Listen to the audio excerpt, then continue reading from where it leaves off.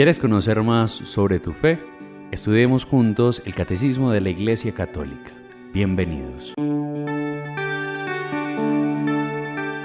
Del Padre, del Hijo y del Espíritu Santo. Amén.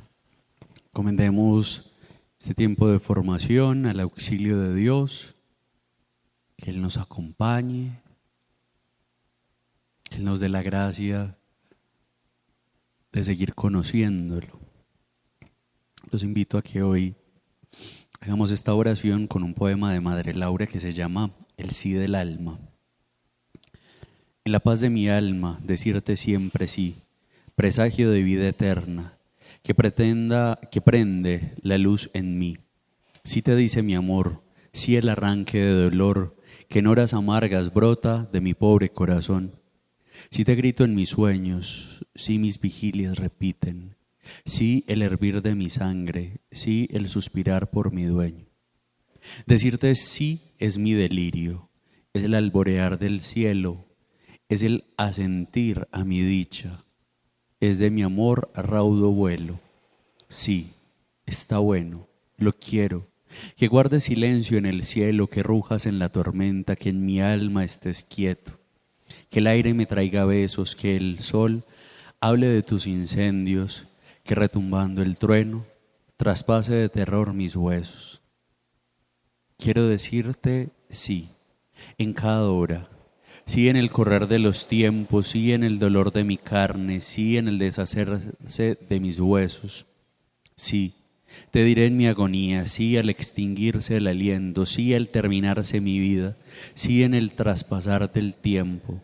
Sí gritaré llegando al cielo, sí al mirarte tan bello, sí al repetir el santo santo de los ángeles que anhelo, y el tornasol de los ojos que brillan en el rostro bello de mi madre, la adorada, un sí, me arrancará dulce y ledo. Desde que aprendí, Dios mío, a decirte siempre sí, no hay luchas en mi alma, se acabaron las penas para mí. Padre nuestro que estás en el cielo, santificado sea tu nombre, venga a nosotros tu reino. Hágase tu voluntad en la tierra como en el cielo. Danos hoy nuestro pan de cada día, perdona nuestras ofensas, como también nosotros perdonamos a los que nos ofenden. No nos dejes caer en la tentación y líbranos del mal. Amén. Dios te salve María, llena de gracia, el Señor es contigo. Bendita tú eres entre todas las mujeres y bendito es el fruto de tu vientre, Jesús. Santa María, Madre de Dios, ruega por nosotros los pecadores, ahora y en la hora de nuestra muerte. Amén. Gloria al Padre, al Hijo y al Espíritu Santo. Espíritu Santo, trono de la sabiduría, ruega por nosotros en el nombre del Padre, del Hijo y del Espíritu Santo. Bueno, y vamos a continuar meditando el numeral 29. Entonces volvámoslo a leer y a retomar. Pero esta unión íntima y vital con Dios puede ser olvidada, desconocida e incluso rechazada explícitamente por el hombre. Tales actitudes pueden tener orígenes muy diversos. La rebelión contra el mal en el mundo, la ignorancia o la indiferencia religiosa, los afanes del mundo y de las riquezas, el mal ejemplo de los creyentes, las corrientes del pensamiento hostiles a la religión y finalmente esa actitud del hombre pecador que por miedo se oculta de Dios y huye ante su llamada. Entonces hoy vamos a hablar del mal ejemplo de los creyentes. Este numeral exacto del catecismo toma pie de la Gaudium et Spes, que es un documento del Concilio Vaticano II, en el numeral 19, que dice esto, abro comillas: quienes voluntariamente pretenden apartar de su corazón a Dios y soslayan las cuestiones religiosas, desoyen el dictamen de su conciencia y por tanto no carecen de culpa. Sin embargo, también los creyentes tienen en esto su responsabilidad, porque el ateísmo, considerado en su total integridad, no es solo un efecto originario, sino que es un efecto derivado de varias causas, entre las que se debe contar también la reacción crítica contra las religiones y ciertamente en algunas zonas del mundo, sobre todo contra la religión cristiana.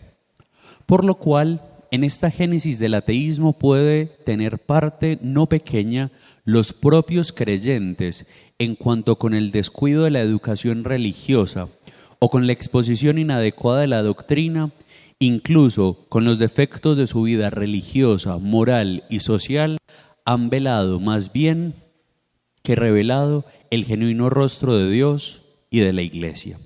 Hasta ahí el concilio. Entonces, si uno se detiene a leer eso, ¿qué descubre uno? Que nosotros también tenemos responsabilidad de que el mundo no crea, porque no siempre somos coherentes con nuestra manera de creer, con nuestra moral, con nuestra ética, con nuestra vida religiosa.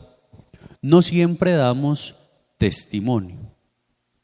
Entonces, esa también es una posible causa del ateísmo, de que la increencia del mundo es también responsabilidad de los que creemos, porque no demostramos suficientemente la claridad de Dios. Quizá antes con nuestras obras ocultamos lo que Dios es y lo que Él ha hecho en nosotros.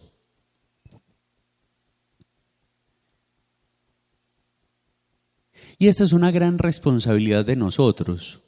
¿Por qué es una gran responsabilidad? Porque hay otras personas que se pueden acercar o alejar por nuestro modo de ser. Por lo que yo hago, otro se puede acercar y conocer más a Dios o antes alejarse y no creer. Entonces, a mí me gustaría que hoy hiciésemos un pequeño examen de conciencia de nuestra vida. Nosotros, ¿a cuántos hemos traído a la fe con nuestro testimonio? ¿Cuánta gente cree un poco más hoy gracias a nosotros? Pensemos. Pero también seamos sinceros de quizá cuánta gente se ha alejado por causa de nosotros también. Es que nosotros comenzamos a reflejar a Dios con nuestra vida, con nuestra manera de ser, con todo lo que somos. San Francisco de Asís decía una expresión. Una vez salió del convento donde él estaba en Asís y se fue a caminar por la ciudad. Y entonces le dijo a uno de los frailes, creo que a Fray León, le dice, vamos a predicar. Y entonces fueron a predicar. Pero lo único que hicieron fue caminar por toda la ciudad. Y entonces al final, Fray León le dice, pero hermano Francisco, no veníamos a predicar. Y entonces él dijo, hay que predicar y después, si es necesario, utilizar las palabras. ¿Qué quería decir con eso Francisco? Que su vida era el Evangelio. Quizá hay personas que nunca se han acercado al Evangelio y que quizá somos nosotros el único Evangelio que ellos leerán. Entonces pensemos cuán evangélicos estamos siendo hoy. Si nuestra vida es capaz de transparentar verdaderamente quién es Dios. Por estos días hemos estado leyendo la carta a Diogneto. La carta a Diogneto es un documento de los primeros siglos de la cristiandad y es una carta que escriben de cómo son los cristianos. Y entonces la carta a Diogneto tiene unas cosas muy interesantes que yo creo que necesitamos entender.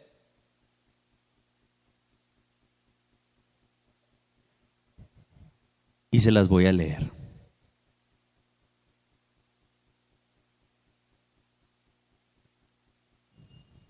Dice así: los cristianos no distinguen de los demás hombres ni por el lugar en que viven, ni por su lenguaje, ni por sus costumbres.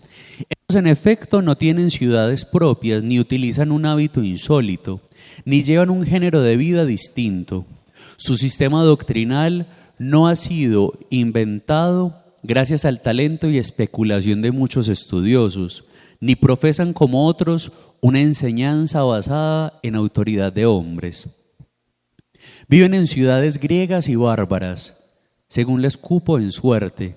Siguen las costumbres de los habitantes del país, tanto en el vestir como en todo su estilo de vida.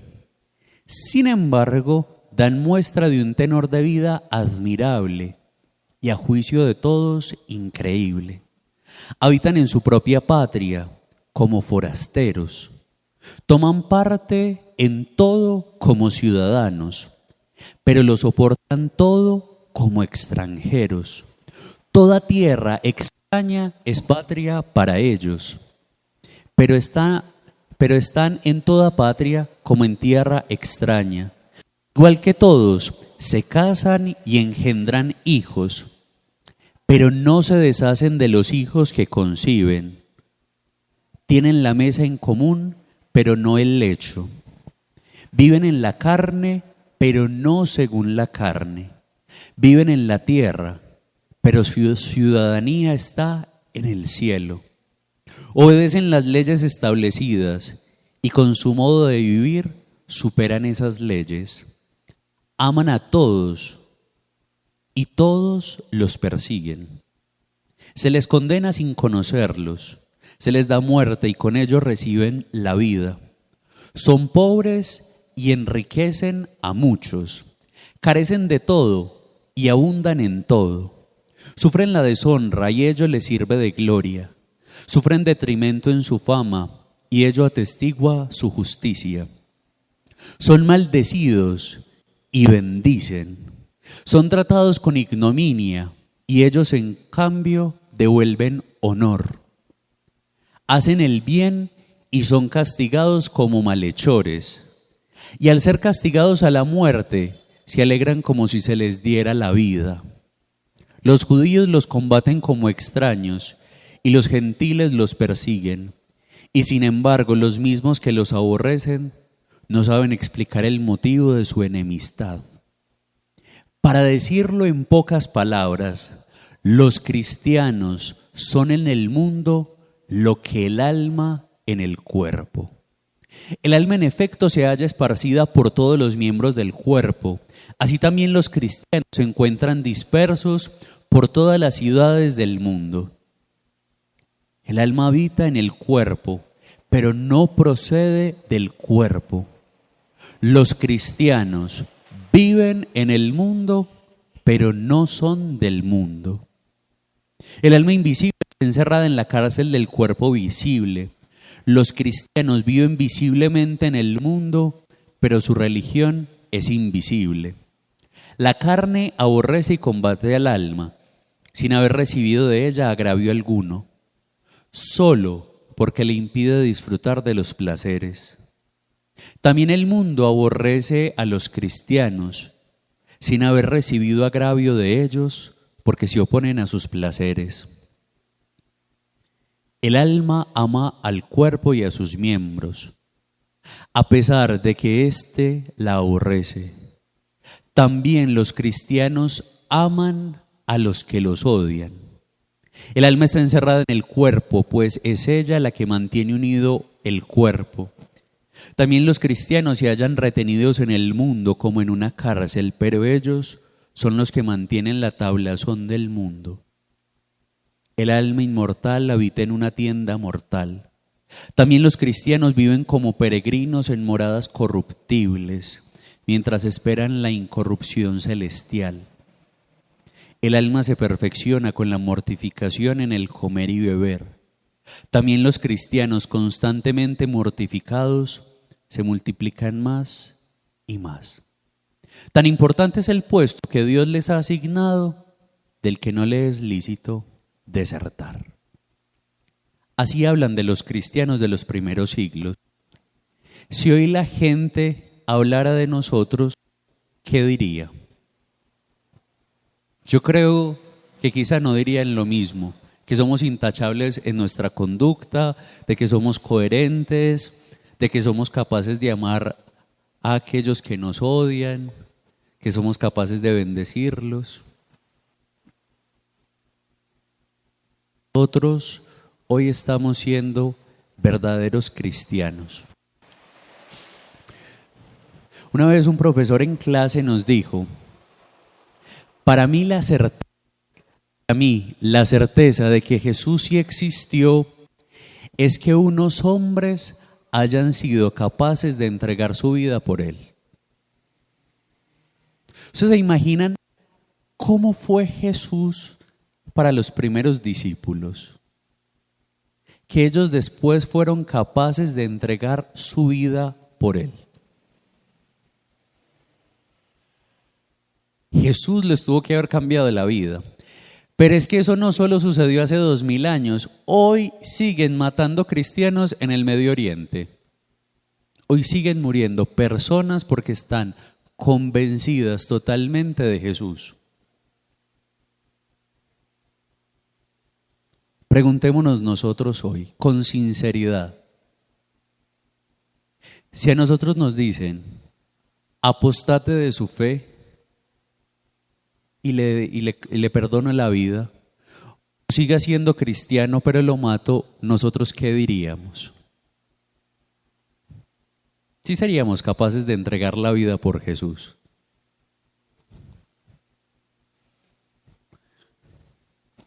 Eso es lo crucial de la vida.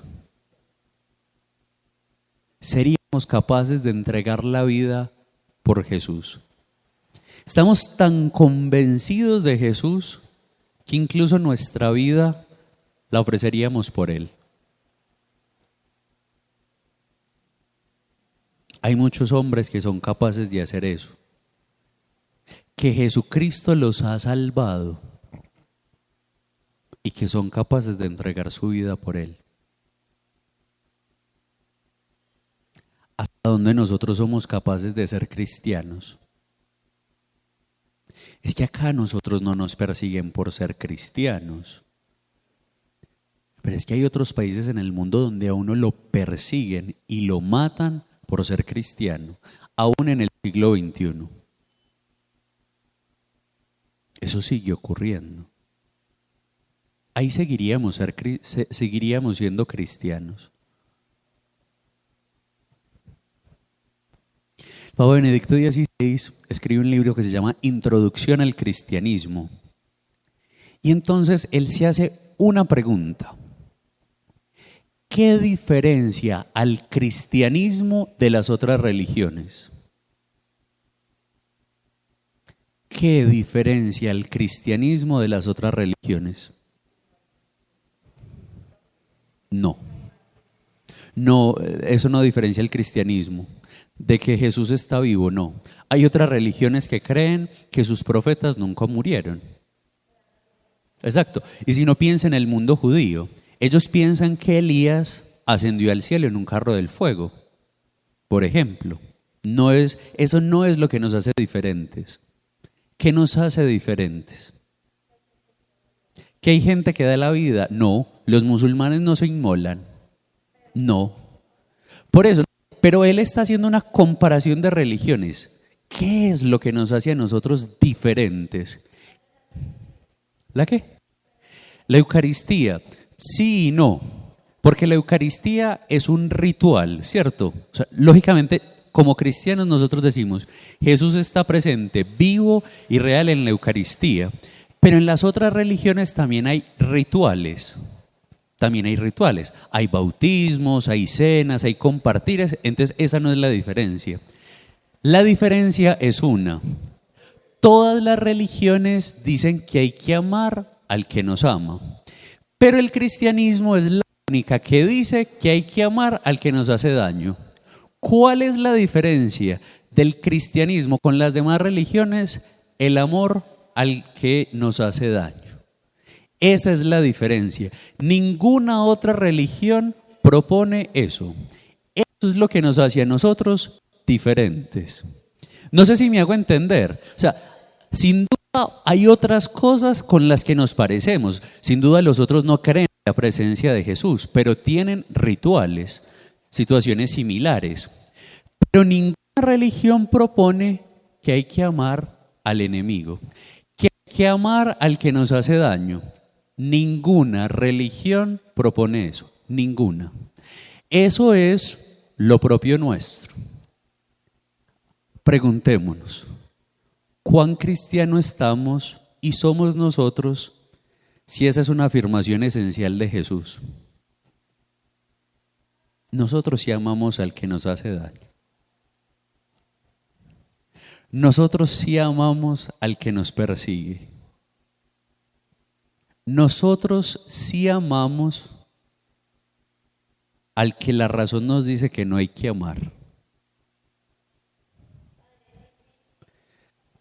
diría que no lo daría, pero amarlo es como más bien duro.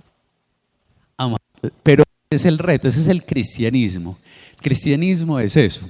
Me voy a adelantar a algo que veremos mucho después, pero yo no entendía muy bien qué significaba que Dios era omnipotente. Pues lógicamente desde las categorías filosóficas entendía que Dios es toda potencia, es decir, que todo el poder reside en Él. Pero yo no lo entendía muy bien. Pero una vez me puse a leer a Benedicto XVI y me dio una explicación que a lo menos a mí me complace. Miren esto tan interesante. Dios es omnipotente porque siendo poderoso no destruye al enemigo. Por eso Dios es omnipotente. Porque los grandes imperios, cuando tienen mucho poder, destruyen a su enemigo. Pero Dios no es así. Y entonces dice Benedicto XVI, Dios mostró su omnipotencia en una cruz, haciendo al enemigo amigo, reconciliándonos. En eso tan interesante, Dios mostró su omnipotencia haciendo que el enemigo se convirtiera en amigo. Eso es ser buen cristiano, que el enemigo se vuelva amigo.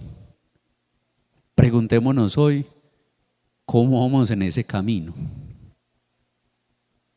¿Será que hoy nosotros sí estamos siendo testimonio de eso? La carta de Diogneto que se acaba de leer decía eso, que los cristianos se diferenciaban de los otros porque amaban a los que los perseguían. Y si no lean los Hechos de los Apóstoles, al pobre Pedro, ¿cuántos fuetes le dan en la cárcel? Un montón. Y él siguió ahí amando. Él siguió ahí amando. Una vez un ángel se le aparece a Pedro, le abre la cárcel y no se escapa. No se escapa de la cárcel. ¿Ven que el cristianismo es así? Yo creo que a veces nos queda grande el cristianismo. Sí, yo creo que a veces nos queda grande el cristianismo. Hay veces no somos lo suficientemente cristianos. Uno se dice cristiano, pero quizá hay veces no somos lo suficientemente cristianos.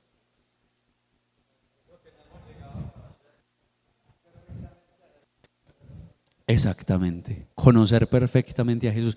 Pero no solo es conocerlo. Le pongo un ejemplo. Judas vivió con Jesús y fue cristiano.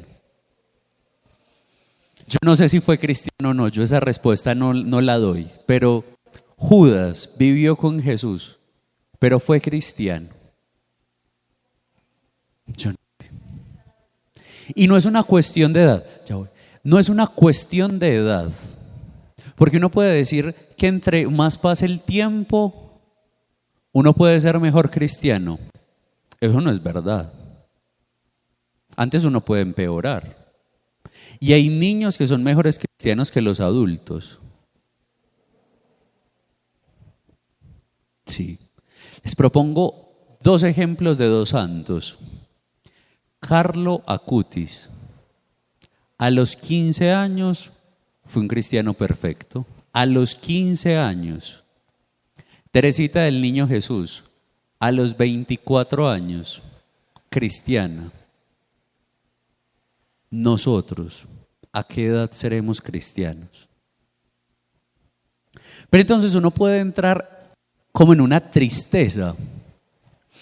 San Agustín se vuelve santo porque se hace una pregunta.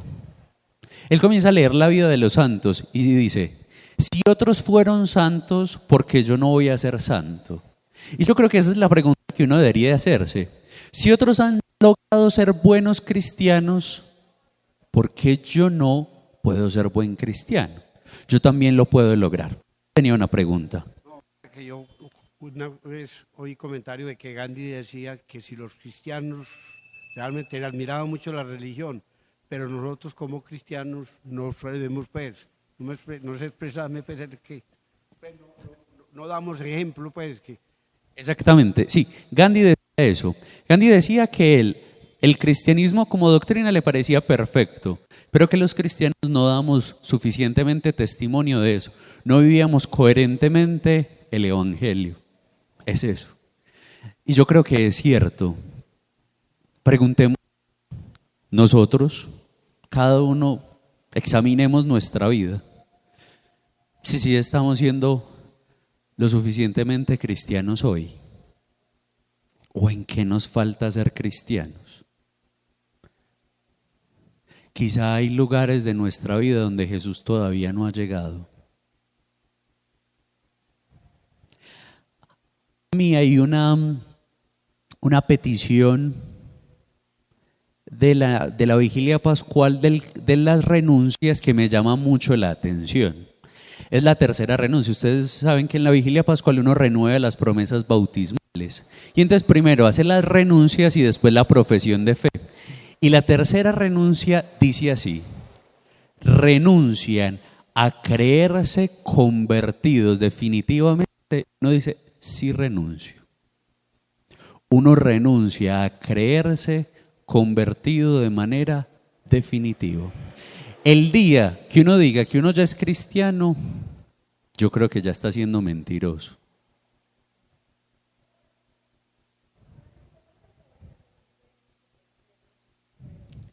La tercera renuncia de la vigilia pascual dice, renuncian a creerse convertidos de manera definitiva. Eso dice la renuncia de la vigilia pascual. Renuncian a creerse convertidos de manera definitiva. Y uno dice que sí renuncia. El cristianismo es un camino de purificación. De purificación. Pero quizá nos falta hoy purificarnos. Y si no, pensemos en nuestra vida. Nosotros podemos convertirnos en acumuladores de dolores, de iras, de resentimientos, de rencores. Uno no solo acumula bienes, eso lo veíamos la semana pasada. Uno también acumula otra serie de cosas. Y el cristianismo es el camino de la entrega generosa, del amor. Y el amor no se posee, el amor se entrega.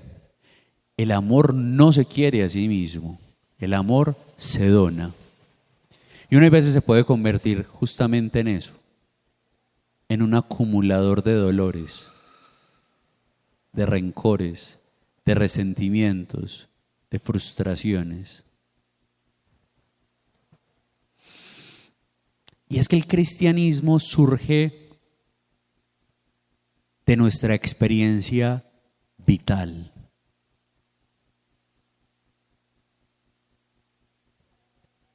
No necesariamente porque uno haya recibido los sacramentos, uno es necesariamente cristiano. Un formador en el seminario nos decía una expresión dura y muy tajante. No porque usted sea sacerdote, usted es cristiano. Y eso es verdad. No porque yo sea sacerdote, tengo que ser necesariamente cristiano. Dios me dio esa gracia, ese ministerio, pero no necesariamente mi vida está conforme al Evangelio. No porque yo esté bautizado, necesariamente soy cristiano. No. No. Y también hay un teólogo que se llama Karl Rahner, que habla de una cosa muy paradójica que se llaman los cristianos anónimos. Los cristianos anónimos. ¿Quiénes son los cristianos anónimos? Se puede sintetizar. Personas que viven como cristianos, pero que ni siquiera están bautizados. Hay personas que viven el cristianismo más profundamente que un bautizado. Hay personas que aman más a Dios y que se entregan con más generosidad que uno. Karl Rahner llamaba a los cristianos anónimos. Pero cada uno de nosotros pensemos cómo va nuestra vida en eso. ¿Será que nosotros somos causa de escándalo por nuestra vida incoherente?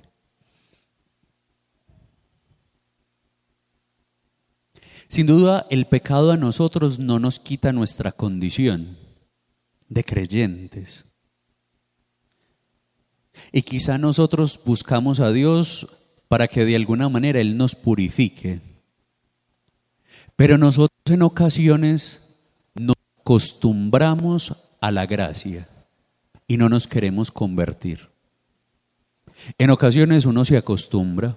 Incluso tenemos un dicho muy feo en nuestra cultura: el que reza y peca, empata. No, el que reza y peca no empata, pierde. Cuando llegamos estamos rezando y decimos: Señor, no vuelvo a pecar. Pues cuando uno dice: confío firmemente en no volver a pecar y confío en tu infinita misericordia, además de perdonar los pecados, y que cuando salimos y vamos a pecar y constantemente estamos pecando, pero ahí está, porque siempre repetimos y seguimos cayendo en que, pues, lo que usted decía, no somos. Sí. Yo creo que uno no necesita, por ejemplo, cuando en el sacramento de la confesión, ¿cuál es la condición necesaria para que haya perdón? El arrepentimiento y el propósito de enmienda, que eso se llama conversión. ¿Cómo así?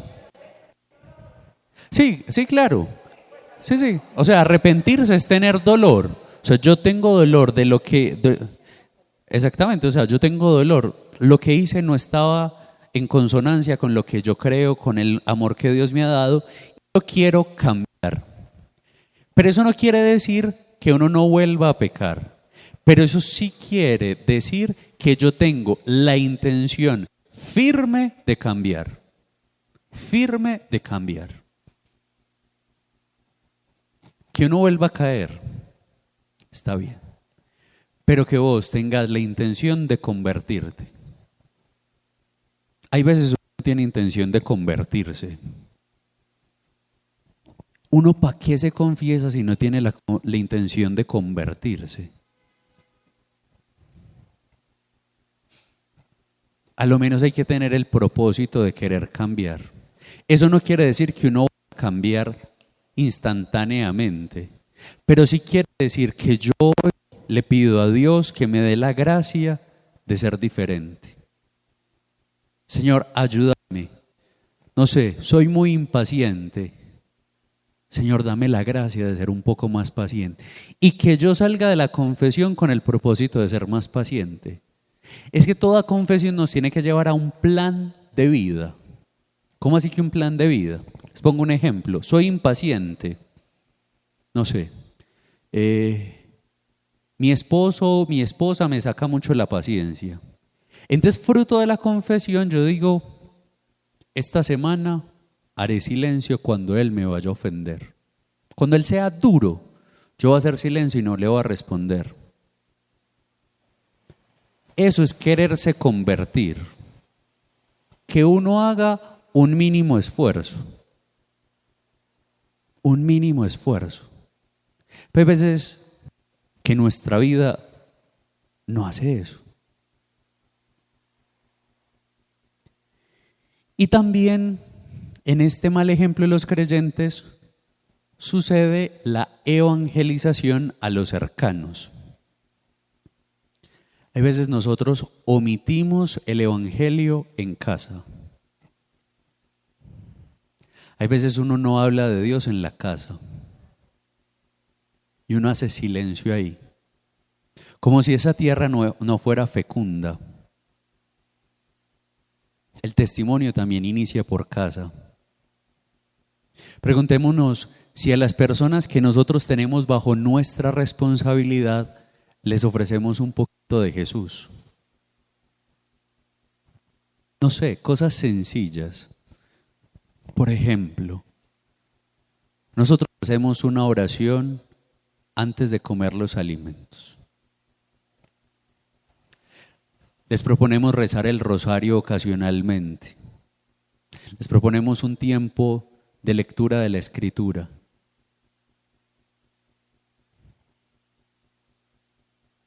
Hay veces en casa uno no hace eso. Y entonces ustedes me van a salir con la expresión de Jesús, es que nadie es profeta en su tierra. Pero Jesús, aunque no era profeta en esa tierra, hablaba. Aunque la gente no le copiara, aunque la gente no le creyera, hablaba. Eso se llama omisión. Uno hay veces omite el bien que puede hacer. Y yo los invito a que examinemos eso.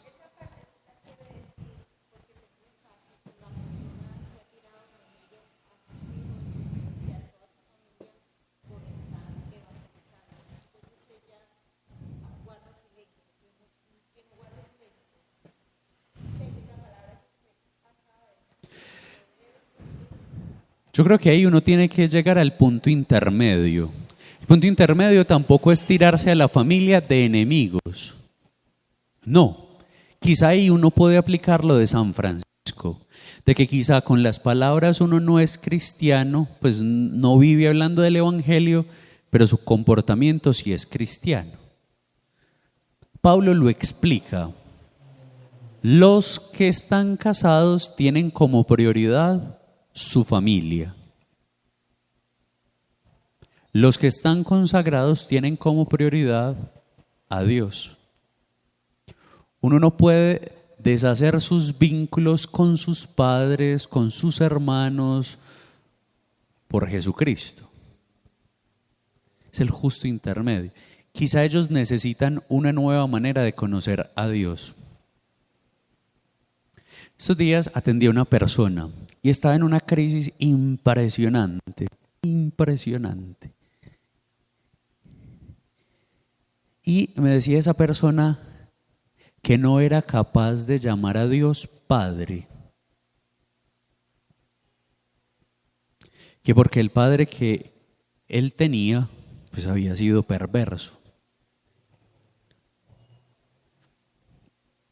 Uno necesita comenzar a hacer un trabajo espiritual también ahí. Porque sin duda nosotros nos movemos en arquetipos todo el tiempo. Si a mí me dicen que Dios es como mi papá y yo no tuve un papá muy bueno, ¿yo qué voy a pensar de Dios? Lo mismo. Si a mí me dicen que Dios es como mi papá, pero mi papá fue amoroso, tierno, cercano, ¿yo qué voy a entender de Dios? Nosotros entendemos también a Dios desde nuestra historia. Desde nuestra historia. Entonces quizá nosotros también tenemos en casa la labor pues de no descuartizar la imagen de Dios, pero también mirar su vida interior. Es necesario eso, mirar la vida interior.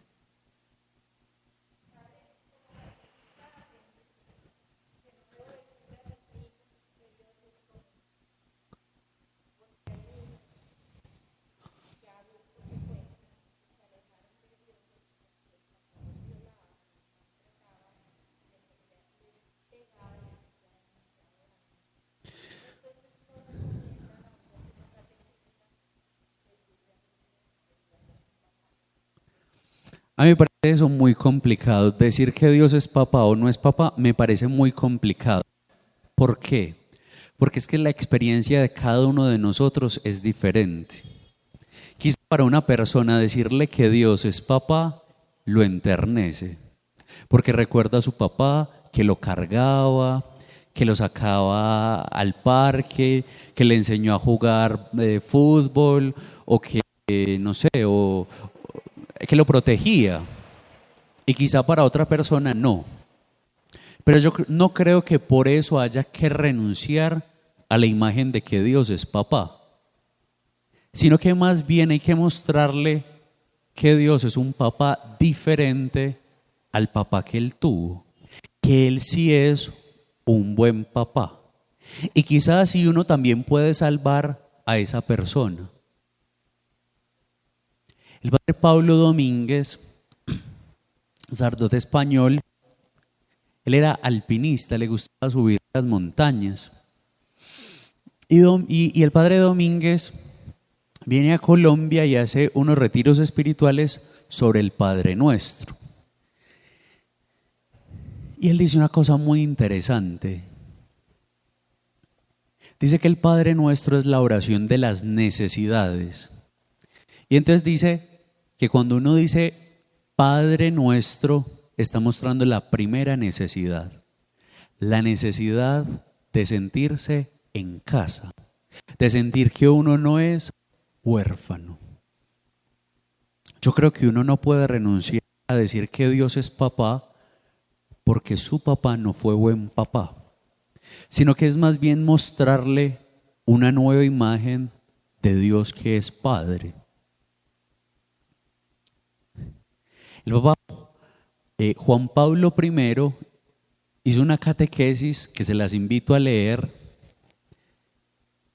Ustedes saben que él solo dura 33 días en el pontificado y escribe una catequesis.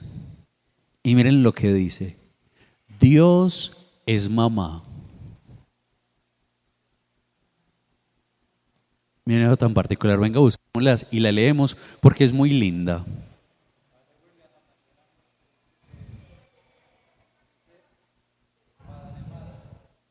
Dios es mamá. Venga, yo busco y la leemos.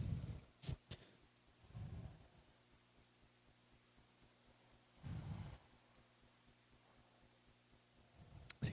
Es el Ángelus del 10 de septiembre de 1978. Leámoslo.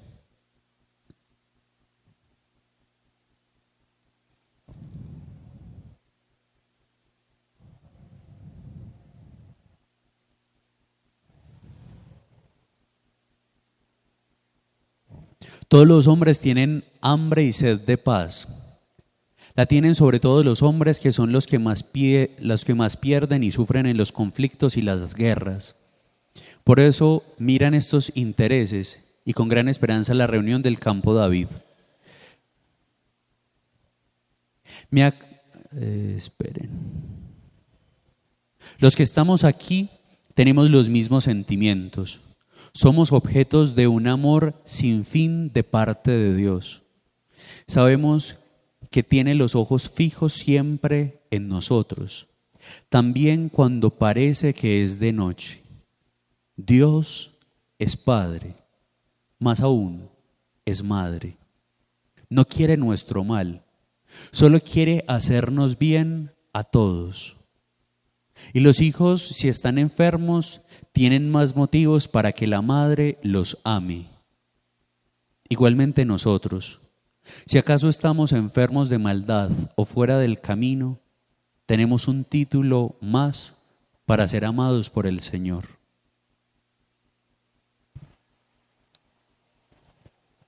Yo creo que es eso. Nosotros entendemos de amor con nuestras relaciones vitales. San Juan lo dice en una de sus cartas, creo que es en la primera carta.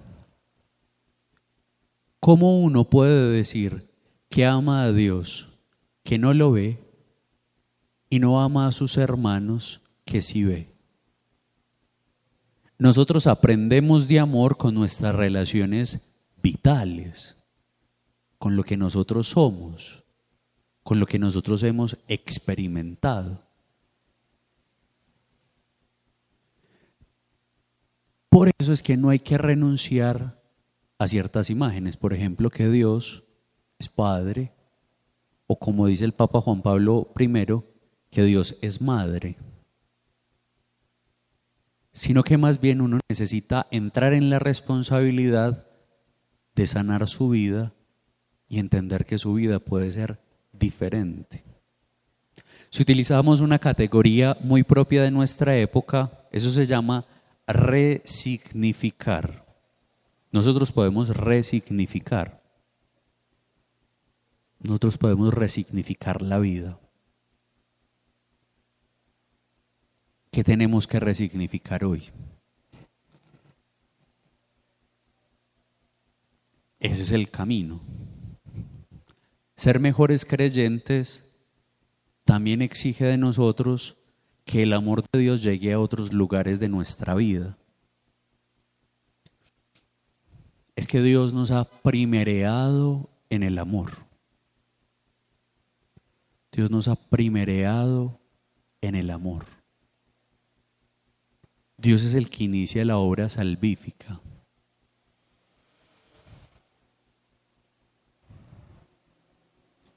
Siempre la iniciativa es de Él, nunca es de nosotros. Siempre Él es el que inicia la obra, el que la lleva a buen término. Siempre es el que la lleva a buen término.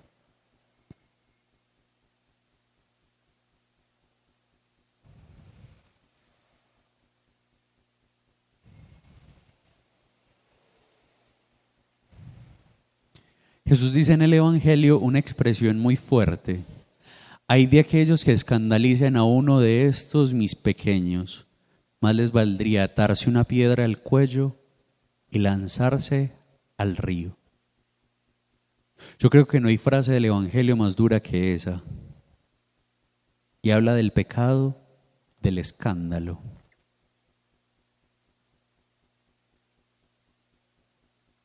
Yo creo que esa es una petición que uno debería de hacer.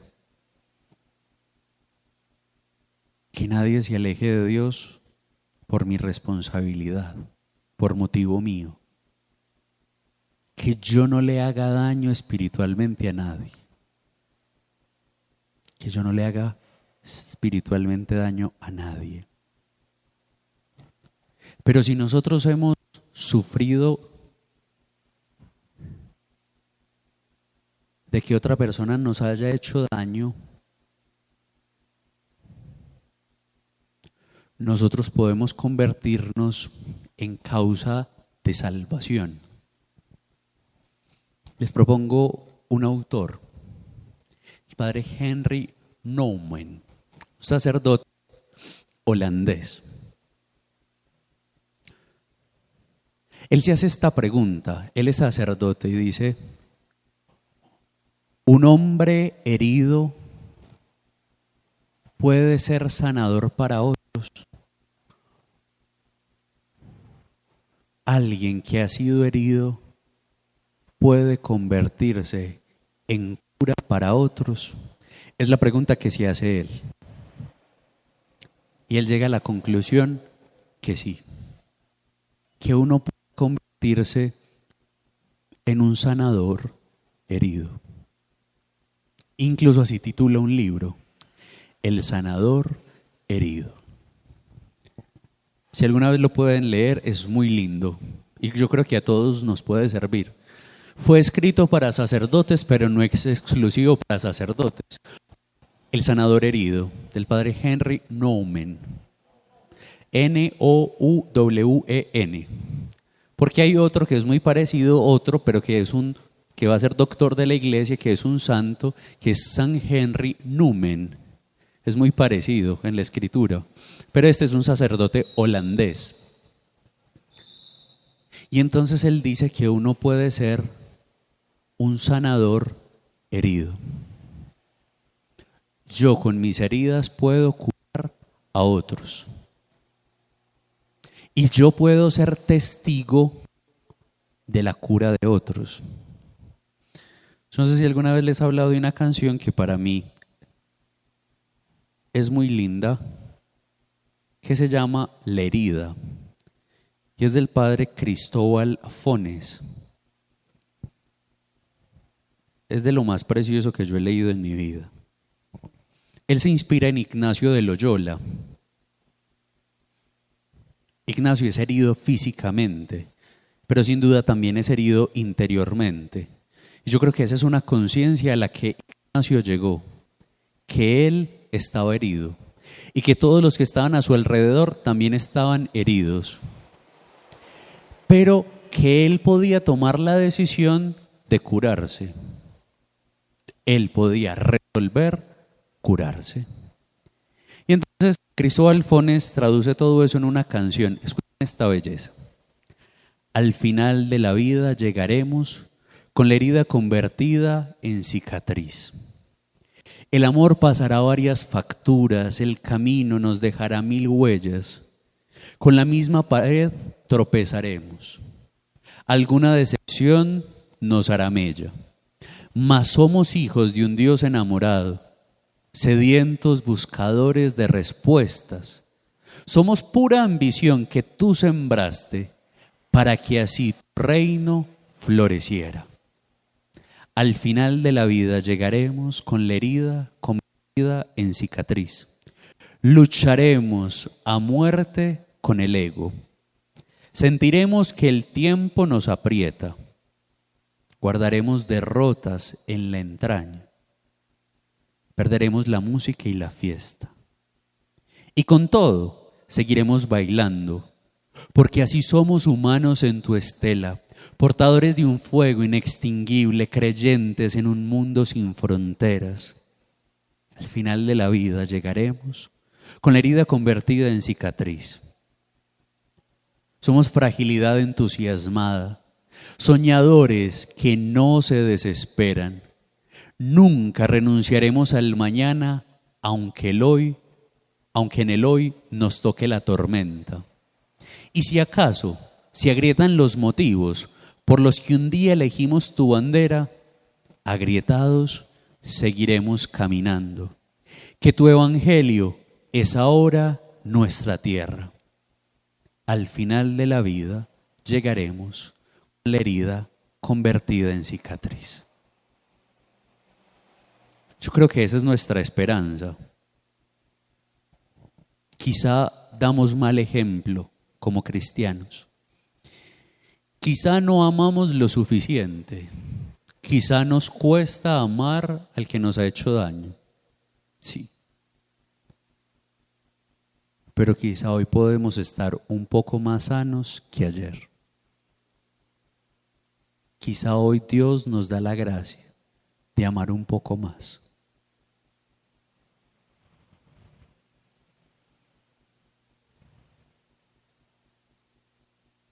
Yo creo que esa sí sería nuestra esperanza.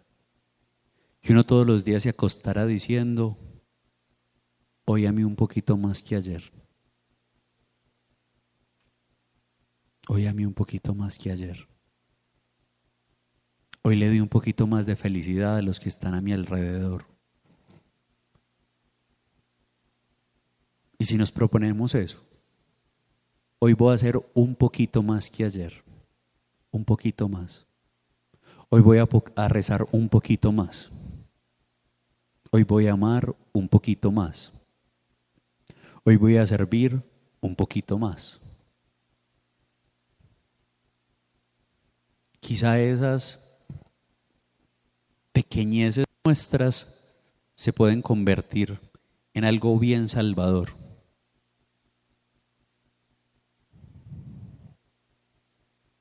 Y esa sí es una verdadera esperanza. La esperanza de que nuestra vida no termina. Y concluyo con esto. Una poetisa francesa del siglo XX, Marie Noël, escribía habitada por una gran fe.